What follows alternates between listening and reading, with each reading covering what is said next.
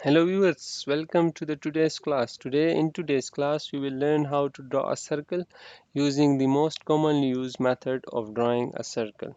To start a circle you have to go to the draw toolbar to select the circle from there, or simply you can just press C and press enter. When you press C and press enter, it will start the circle command, and you will see in the command line it is, as you can see in the command line, you are asked to specify the center point for your circle.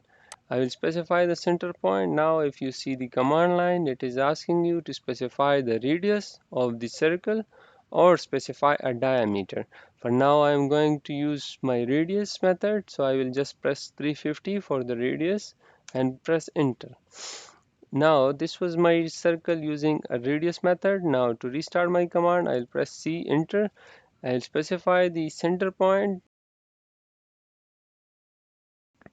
Now in this one I will draw a circle using a diameter. To draw a circle using diameter, I will select diameter from bottom there, or I will press D, enter, and I will specify the diameter. I will specify a diameter of 500.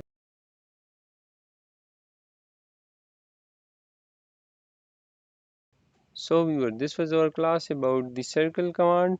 We have drawn a circle using diameter, and we have drawn a circle using a radius.